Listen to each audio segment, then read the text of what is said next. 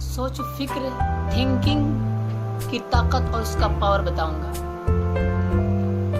یہ سوچ و فکر ایک ایسی چیز ہے جسے یوز کر کے، استعمال کر کے، اپنا کر کے، اپنی زندگی میں ڈھال کر کے بہت ساری پریشانیوں سے بچا جا سکتا ہے۔ جی ہاں، ہم پریشان کیوں رہتے ہیں؟ پریشانی اسی لیے رہتے ہیں کہ ہم کام تو کرتے ہیں لیکن سوچ بچار کر نہیں کرتے ہیں۔ میں اس ٹاپک پر اس لیے بات کر رہا ہوں کیونکہ آج کل ہر جگہ یہ دیکھا جا رہا ہے، گھر گھر ہر جگہ لفڑا، ٹینشن، جھگڑا، آپسی نفرت، چھوٹی چھوٹی بات پہ غصہ، یہ تمام چیزیں بہت بری چیز ہے، بہت خطرناک چیز ہے۔ خود ہمارے لائف کے لیے، ہمارے بچوں کے لیے اور سارے لوگوں کے لیے، پورے گھر والوں کے لیے، پورے خاندان کے لیے، پورے معاشرے کے لیے بہت بری چیز ہے یہ چیز۔ اور یہ کیوں ہوتا ہے؟ ایسا کیوں ہوتا ہے؟ سب کی سوچ چھوٹی رہتی ہے، سوچ خیالات وسیع نہیں رہتے ہیں، بڑے نہیں رہتے ہیں، دل چھوٹا ہوتا ہے سب کا، سوچنے کے عادی نہیں ہوتے ہیں۔ یہ نہیں سوچ پاتے ہیں کہ ہم غصہ کر رہے ہیں، اس کا کیا فائدہ ہوگا بھائی؟ کوئی فائدہ بھی نہیں ہوتا ہے، بنا مطلب کے غصہ ہو جاتے ہیں تو سب ٹینشن میں رہتے ہیں۔ سب کی یہ غصہ اور یہ نفرت پتہ ہے، اس سے انسان کی صحت بھی خراب ہوتی ہے، گھر کی برکت بھی جاتی ہے، رحمت بھی نہیں آتی ہے، بہت سارے نقصان ہے اس کے اندر۔ اس لیے ہم کوئی بھی کام کریں، مثلا کسی نے کوئی غلطی کر دی تو ہمارا دل بڑا ہونا چاہیے، پازیٹیو تھنکنگ اسی کو کہتے ہیں، دل بڑا ہونا چاہیے، معاف کر دو، معاف کر دیں، چلو یار غلطی تو انسان سے ہوتی ہے، غصہ کر کے کیا فائدہ ہوگا، غلط بول کے کیا فائدہ ہوگا، اور گالی گلوچ، یہ تمام چیزیں مسلمانوں کی تو بالکل شان نہیں ہے، یہ چیز تو کرنا ہی نہیں چاہیے۔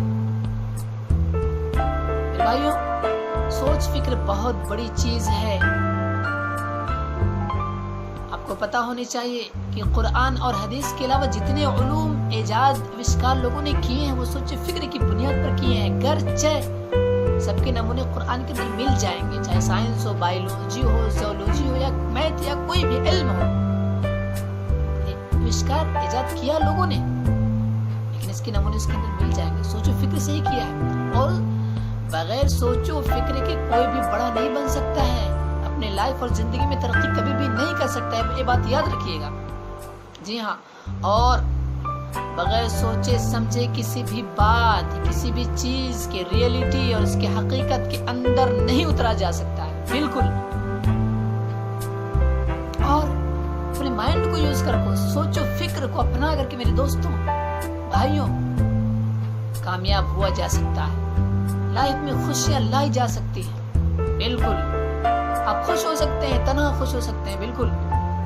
سوچ پہ ہر چیز ڈیپینڈ کرتا ہے، آپ کی سوچ سے آپ کے کیا کہتے ہیں نتائج برآمد ہوتے ہیں۔ انما الاعمال بالنیات، حدیث کے اندر کہا گیا، پہلی حدیث ہے بخاری شریف کی، سب سے پہلی حدیث، انما الاعمال بالنیات، جیسے نیت رہے گی آپ کی سوچ فکر، نتائج ویسے ہی برآمد ہوں گے، ویسے ہی ظاہر ہوں گے، مقصد ویسے ہی آپ کا بنے گا، ویسے ہی آپ کامیاب ہوں گے۔ جی ہاں میرے دوستوں، ایک میں آپ کو محاورہ سنا دیتا ہوں، یہ سب یاد رکھنا چاہیے تاکہ ایسے موقع پر اسے یاد کر کے دل کو بہلا لیں۔ آدمی جب ان چیزوں کو یاد کیے رہتا ہے اور موقع آتا ہے تو دل بہل جاتا ہے اور ان مصیبتوں سے نکل جاتا ہے۔ ایک محاورہ ہے، مصیبت میں گھبرانا سب سے بڑی مصیبت ہے، اور انگلش میں اسی کو میں نے کبھی شیئر بھی کیا تھا ایف بی پہ، میرا بنایا ہوا ہے، اسی کو میں نے ٹرانسلیٹ کیا تھا، don't trouble in trouble because by troubling in trouble trouble becomes double. جی ہاں، مصیبت میں گھبرانا سب سے بڑی مصیبت ہے، اسی کو میں نے انگلش میں بنایا تھا، میں نے آپ کو سنا دیا۔ تو میرے بھائیوں، مائنڈ کو یوز کیجیے، سوچ و فکر پیدا کیجیے، کوئی بھی چیز جلد بازی میں مت کیجیے۔ یاد رکھیے، آپ جلد بازی میں جو بھی کام کریں گے، جلد بازی یہ شیطان کا کام ہے، اور جلد بازی ناکامی ہی ہوتی ہے جلد بازی سے، اور جلد باز آدمی ضرور پچھتاتا ہے۔ بغیر سوچے سمجھے کسی چیز میں نہ کود پڑے، نہ کریں، نہ بولیں، نہ لکھیں، یس، ورنہ آپ کو خسارہ اٹھانا پڑ سکتا ہے، نقصان اٹھانا پڑ سکتا ہے، آپ کو اس کا خمیازہ بھگتنا پڑ سکتا ہے۔ سوچ کی عادت بنائیے، زندگی کے ہر موڑ پہ سوچیے کہ میں یہ جو کام کرنے جا رہا ہوں کیا یہ صحیح ہے کہ نہیں صحیح ہے؟ یا کسی کو آپ ڈانٹیں، گالی دیں یا ماریں، کسی سے غصہ ہوں، پھر بھی سوچیں کیا میں غصہ ہو رہا ہوں، یہ غصہ ہونا صحیح ہے؟ غصہ ہو کر کیا فائدہ ہوگا؟ یہ تمام چیز ہر جگہ پہ سوچیں. تمام لوگوں کو میں کہتا ہوں میرے بھائی اور دوستو، تمام لوگوں کو تھنکر ہونا چاہیے، مفکر ہونا چاہیے، سوچنا چاہیے. سوچ سے بہت ساری پریشانیوں سے بچا جا سکتا ہے. سمجھ رہے ہیں میرے بھائی اور دوستو؟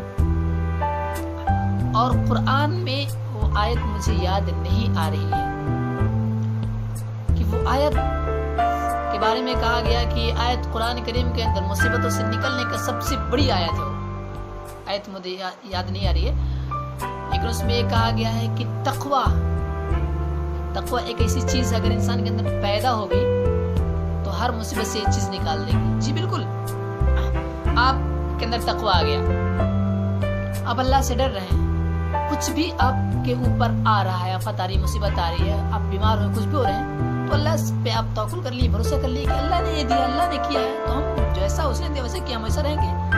ہم کیوں شکوہ شکایت کریں؟ وہ ہمیں اجر دے رہا ہے، اس پر ہمارا گناہ مٹا رہا ہے، اس پر بھروسہ ہو. تو میرے بھائیوں، اور پھر ایک دعا ہے، حسبنا اللہ ونعم الوکیل. حسبنا اللہ ونعم الوکیل، اللہ ہی کافی ہے، وہی بہترین کارساز ہے. میرے بھائیوں، میں سوچ، فکر، تھنکنگ کی پاور، اس کی طاقت کو بتلا رہا تھا آپ کے سامنے. یقیناً یوز کیجیے. آپ بلا سوچے سمجھے کوئی کام نہ کیجیے، انشاءاللہ آپ کامیاب رہیں گے. ہر وقت سوچیے کہ مجھے کیا کرنا چاہیے. فالتو مت بیٹھیے، اگر فالتو بیٹھے ہو تو بھی اس وقت آپ سوچیے. جی، فالتو بھی بیٹھے ہیں تو اس وقت آپ سوچیے، کوئی کام نہ ہو تو سوچیے کہ میں جو فالتو بیٹھا ہوں اس سے میرا کیا فائدہ ہو رہا ہے. یہ سوچ آپ کو قدم بڑھانے پر مجبور